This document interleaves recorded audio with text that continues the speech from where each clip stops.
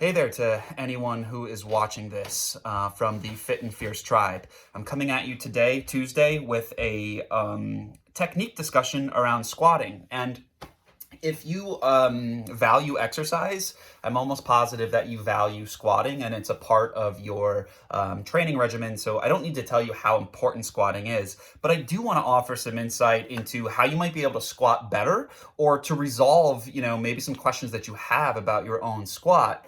And as far as it relates to that, I wanted to recall when I used to do some group fitness coaching.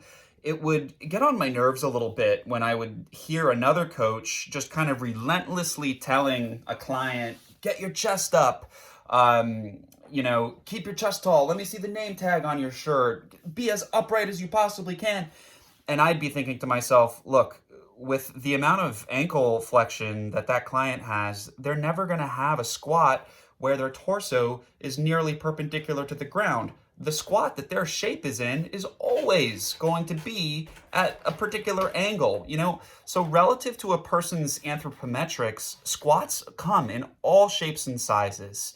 And all squats are not created equal. So depending upon, the length of certain body parts or certain really tight parts, ankle, calf, hip, whatever, your squat's going to look different than the person next to you. So I just wanted to relate that your squat is okay no matter what it looks like. It just depends upon, what's going on there. And if your squat is compromised in any way, then a conversation or a decision needs to be made about how often should you squat, what type of squat you should do. So my whole tangent on that is everybody's squat is a good squat. They're not going to look the same, and that's a good thing. So if you've ever been a victim of somebody constantly telling you need to keep your chest up, you say, look, dude, my ankle flexion is a little messed up. My torso is a little bit shorter, my legs are longer. So this is how I squat. And I'm somewhat exaggerating. There are certain components of a squat that everybody, no matter the shape of their squat, should be following. So there's a couple principles on that. So I will start with those. I haven't decided what number of things there are, but I'm going to tell you what comes to mind. So one of the things that I think is important, no matter what shape your squat is, no matter how long your torso versus your femur is, no matter what it looks like, you should always be squatting between your feet and not over your feet. So a lot of times when I see an immature squatter, they will squat over their feet, if you see what I mean. Okay, so my hips and my knees are directly over my feet, and from the side, kind of looks like this. I'm squatting over my feet. Okay, again, I'm going to keep reiterating that sentence. This is me squatting over my feet, and this is less than desirable because that ball and socket joint of the hip, it's kind of it's mostly a 360 degree range of motion, and if you squat directly over that, you create sort of an impingement when you try to squat. So instead of squatting directly over your feet, you want to think about squatting your torso directly between your feet.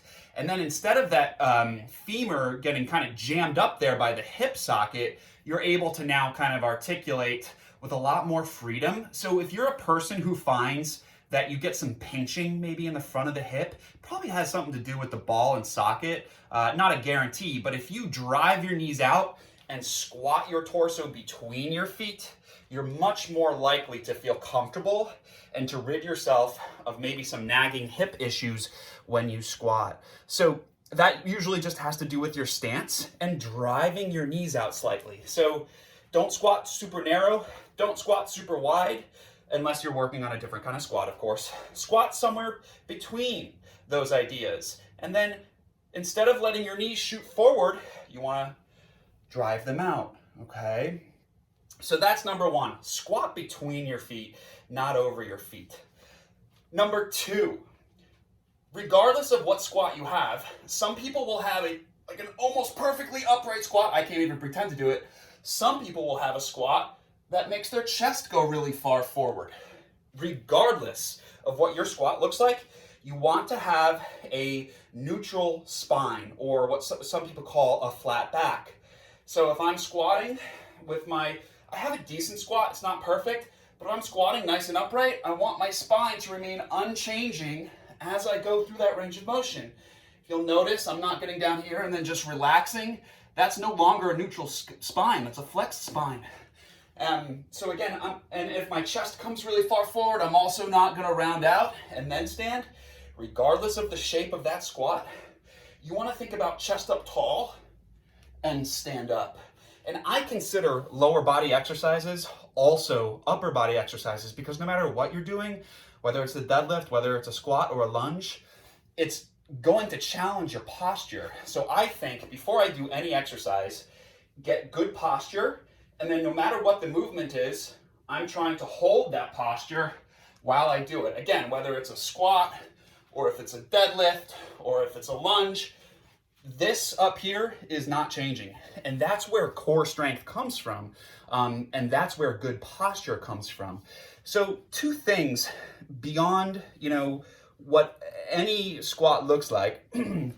You should squat between your feet, not over your feet. You should be squatting with as neutral a spine as you possibly can. And then I suppose the last thing that I want to mention, kind of two things in one, but to add kind of the third and final thing, the great Charles Poliquin once said, "Strength is gained in the range that it is trained." So regardless of what squat you have, whether it's that torso really almost tabletop, whether it's perfectly upright or somewhere in the middle, you want to go through whatever range of motion you can use to its fullest potential while doing that safely.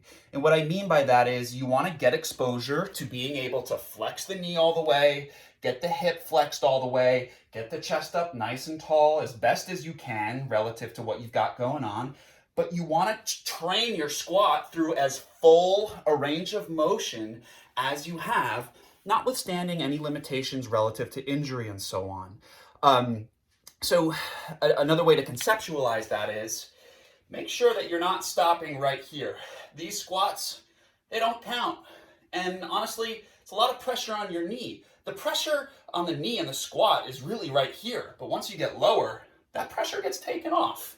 So, and that leads me to just another thing that peeves me a little bit. It is okay for the knee to go past the toe.